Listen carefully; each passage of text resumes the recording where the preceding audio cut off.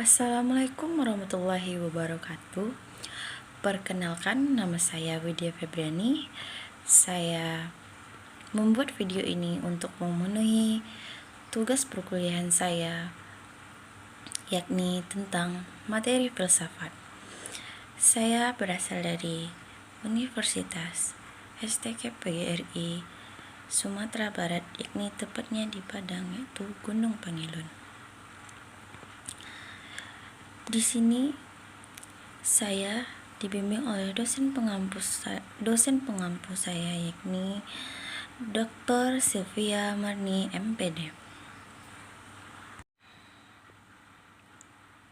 Puji dan syukur tak lupa saya ucapkan dan saya panjatkan kepada Allah Subhanahu wa Ta'ala yang telah memberikan kesehatan dan kesempatan kepada saya sehingga saya dapat menyelesaikan makalah yang berjudul tentang ilmu filsafat. Langsung saja saya masuk ke materi makalah saya, yakni yang pertama, apa itu filsafat? Filsafat adalah suatu ilmu yang mengkaji tentang hal-hal yang ada di masa lampau, masa sekarang, dan masa yang akan datang, di mana filsafat ini mempunyai banyak manfaat bagi kehidupan manusia. Ilmu filsafat ini pertama kali muncul pada abad 7 sebelum Masehi, di mana pada saat itu manusia mulai memikirkan keadaan alam di sekitarnya. Ilmu filsafat ini pertama kali disebarluaskan oleh Socrates. Socrates merupakan filosofi yang berasal dari Yunani. Socrates mempunyai murid bernama Plato, dan Plato juga mempunyai murid yang bernama Aristoteles, di mana ilmu filsafat dari Plato dikembang dan disebarluaskan oleh Aristoteles,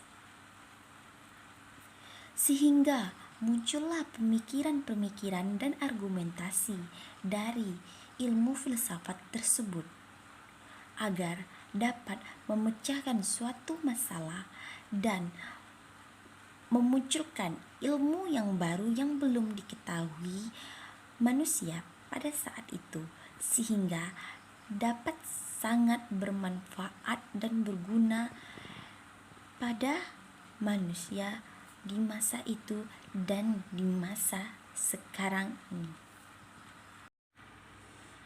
Pada ilmu filsafat ini dapat ditemukan sifat pemikiran filsafat. Yang pertama itu metafisika.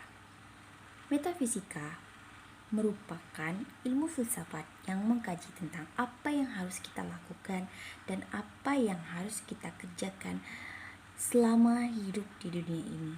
Yang kedua, etika.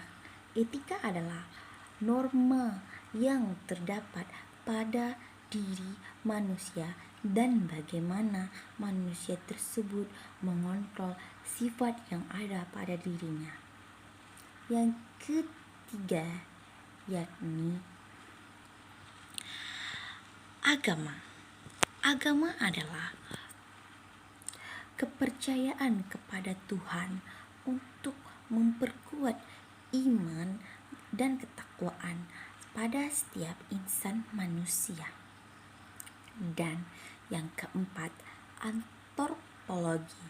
Antropologi yakni ilmu filsafat yang mengkaji hakikat manusia, di mana diantaranya bagaimana warna kulit manusia, bagaimana hidup, pertumbuhan dan perkembangan manusia, bagaimana kebudayaan yang dimiliki manusia dan bagaimana bentuk fisik manusia, serta sifat penyesuaian adaptasi manusia di lingkungan masyarakat. Apa manfaatnya jika kita belajar filsafat? Yang pertama, dengan adanya ilmu filsafat, kita jadi mengetahui peristiwa atau kejadian yang ada di alam semesta ini dengan ilmu kajian filsafat. Yang kedua, kita jadi mengetahui asumsi-asumsi ilmu yang biasa menjadi ilmu yang signifikan dan konkret ini pasti. Yang ketiga, kita jadi dapat meluangkan ide-ide pemikiran kita menjadi ilmu yang bermanfaat di lingkungan masyarakat. Yang keempat, kita jadi lebih bisa menganalisis ilmu kajian filsafat ini menjadi ilmu yang baru atau ilmu yang tidak diketahui oleh orang awam, menjadi ilmu yang sangat bermanfaat. Pada makalah saya yang nomor 2 terdapat pertanyaan, bagaimanakah posisi filsafat jika dikaitkan dengan ilmu mendidik anak pada pembelajaran bahasa dan sastra Indonesia yang saya pelajari di semester ini? Seperti yang saya ketahui, ilmu filsafat itu yakni ilmu yang mempelajari tentang sesuatu hal yang ada di masa lampau, di masa sekarang, dan di masa yang akan datang. Di mana pada pertanyaan makalah tersebut terdapat seorang ibu yang mendidik anaknya sehingga ibu tersebut dapat dikatakan memiliki aroma surga di telapak kakinya. Maksudnya di sini itu seorang ibu merupakan induk atau orang yang pertama menanamkan, menerapkan ilmu dan memberikan ilmu kepada anaknya sehingga anaknya dewasa, lalu anaknya menerapkan ajaran ilmu yang diberikan oleh ibunya kepada keturunan selanjutnya yang melahirkan bibit atau benih-benih ilmu baru atau ilmu filsafat yang dimiliki dari ibunya tadi untuk dikembangkan menjadi pemikiran ilmu yang dapat mengelola teknologi industri demi kebutuhan manusia di lingkungan masyarakat untuk menanggulangi dampak positif dan negatif dari suatu tempat yang ia tinggali atau ia tempati, sehingga dapat dikatakan seorang ibu yaitu the mother of skin, yaitu induk dari segala cabang ilmu yang pertama kali ia terapkan. Pada makalah saya yang nomor 3 terdapat pertanyaan, apakah perbedaan atau tunjukkan perbedaan antara ilmu biasa dan ilmu ilmiah. Yang pertama, di sini saya menjelaskan perbedaan ilmu biasa yakni 1. Ilmu biasa didasari oleh pendapat orang lain. Yang kedua, ilmu biasa belum tentu kebenarannya karena tidak memiliki pernyataan atau metode yang konkret. Yang ketiga, ilmu biasa kebanyakan menggunakan alat panca indera untuk mendapatkan hasil ilmu yang belum tentu maksimal. Yang keempat, ilmu biasa menggunakan asumsi-asumsi dari aspirasi antara individu dan kelompok.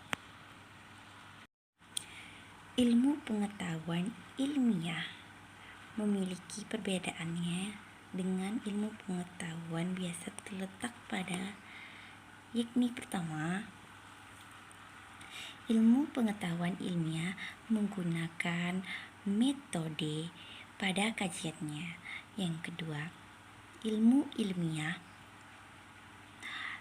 memiliki kebenaran yang aktualisme yang pasti dan benar-benar terjadi atau konkret dan tidak menerka-nerka. Yang ketiga, ilmu ilmiah menggunakan teknik analisis, yakni pengumpulan data dan eksperimen antara sebab dan akibat pada suatu kejadian. Yang keempat, ilmu ilmiah menggunakan metode pemikiran berdasarkan prinsip ilmu ilmiah yang berlaku.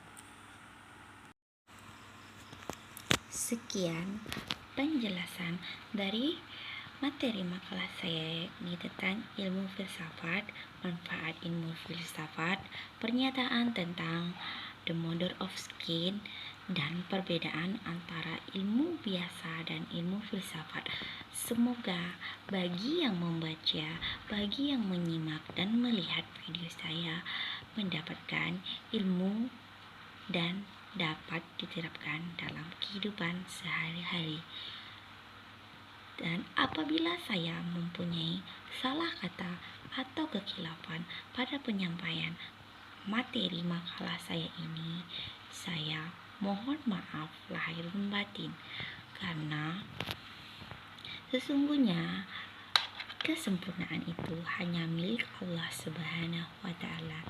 Saya akhiri dengan wassalamualaikum warahmatullahi wabarakatuh.